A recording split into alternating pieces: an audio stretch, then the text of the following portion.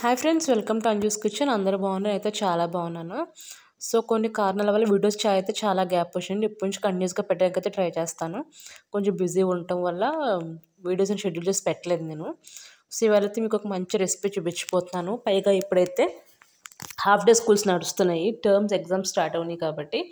So ఇప్పుడు పిల్లలు afternoon ఇంటికి వచ్చేస్తారు కదా. సో వాళ్ళకి మార్నింగ్ మనం ఎర్లీ మార్నింగ్ హడావుడిగా లేచి పని లేకుండా సింపుల్గా లంచ్ బాక్స్ ఎలా పెట్టాలి, లంచ్ అంటే స్నాక్స్ లాగా ఎలా పెట్టాలి. కొన్ని చోట్ల అయితే ఊర్లు దూరంగా ఉంటాయి కదా. సో దానివల్ల పిల్లలు ఇంటికి వచ్చే 2-3 అయిపోతూ ఉంటుంది.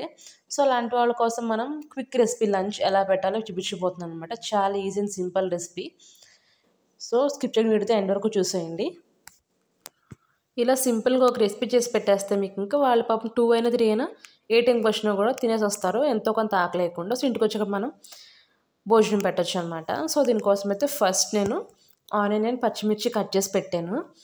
ఈ రెసిపీ చాలామంది తెలిసే ఉంటుంది. ఇది మన లంచ్ బాక్స్లో కూడా యూజ్ చేసుకోవచ్చు, చాలా ఈజీగా చేసుకోవచ్చు. ఒక ప్యాన్ ఆయిల్ వేసుకుని ఆయిల్ హీట్ అయ్యాక మనం వాటిలోకి పోపు దినుసులు వేసుకోవాలన్నమాట.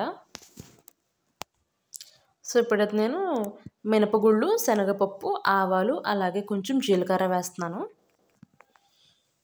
అలాగే పచ్చిమిర్చి వేసి ఫ్రై అయిన తర్వాత కొంచెం కరివేపాకు కూడా యాడ్ చేసుకోవాలి. అండ్ అలాగే దాంట్లోకి కొంచెం ఫైన్గా చాప్ చేసిన ఆనియన్స్ ఇవన్నీ వేసేసుకుని మనం కొంచెం ఫ్రై చేసుకోవాలి. ఆనియన్స్ ఫ్రై అవ్వడానికి కొంచెం పసుపు, అలాగే కొంచెం ఉప్పు కూడా వేస్తున్నాను. ఇప్పుడు నేనైతే పోహ, అటుకులు ఉప్మా అంటారు, అవి చేయబోతున్నాను అనమాట.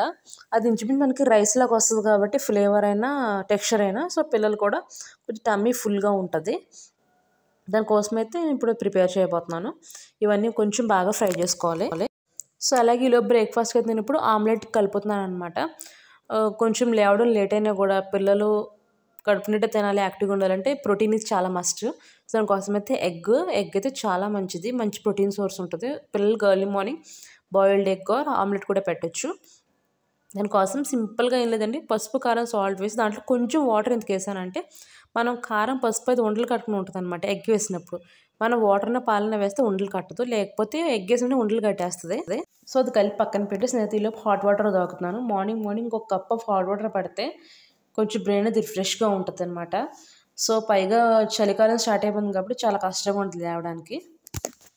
అండ్ అలాగే ఇక్కడ అటుకులు అయితే తడిపి పెట్టాను, ఎక్కువసేపు జస్ట్ ఒక 2 మినిట్స్ చాలు.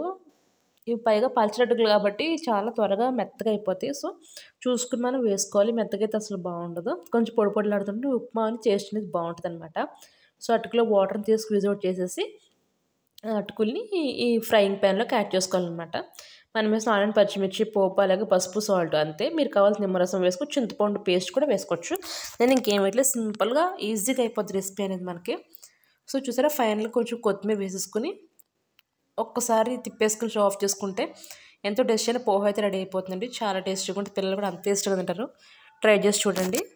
అండ్ అదే ప్యాన్లోకి ఇప్పుడు నేనైతే ఆమ్లెట్ వేస్తున్నాను అనమాట. సో అది తీసేసిన తర్వాత దాంట్లో కింద కొంచెం ఆయిల్ యాడ్ చేసుకుని మనం మిక్స్డ్ చేసిన ఎగ్ మిక్చర్ని దాంట్లో వేసేసుకుని ప్యాన్లో ఈక్వల్గా స్ప్రెడ్ చేసుకుంటామే. ఇది సిమ్లో పెట్టేసుకుంటే చక్కటి ఆమ్లెట్ అయితే రెడీ అయిపోతుందండి. సో టైం టు టైం మనకి బ్రేక్ఫాస్ట్ అండ్ లంచ్ రెండు అయిపోయినట్టే ఇంకా. సో బ్రేక్ఫాస్ట్కి పాలు, అలాగే ఆమ్లెట్. సో ఫ్రెండ్స్, మీకు కానీ రెసిపీ నచ్చి తప్పకుండా ఛానల్ సబ్స్క్రైబ్ చేసుకోండి, అలాగే ప్లీజ్ సపోర్ట్ చేయండి నా ఛానల్లో. అలాగే చాలా లంచ్ బాక్స్ ఎపిసోడ్స్ కూడా నేను పెట్టాను అనమాట, చాలా ఈజీగా విగ్గా చేసుకునేది full day lunch box recipes. అవి కూడా చూసి చెక్అవుట్ చేసి ఫాలో చేయండి, చాలా మంచి మంచి రెసిపీస్ ఉన్నాయి. సో ఇంతటి ఈ వీడియోతో ఎండ్ చేస్తున్నాను ఫ్రెండ్స్. ఇంకా మంచి రెసిపీస్ నేను ముందుకు వస్తాను. సో అండ్ అలాగే నా ఛానల్ సబ్స్క్రైబ్ మాత్రం చేయడం అస్సలు మర్చిపోకండి, అలాగే కీప్ సపోర్టింగ్. Thank you.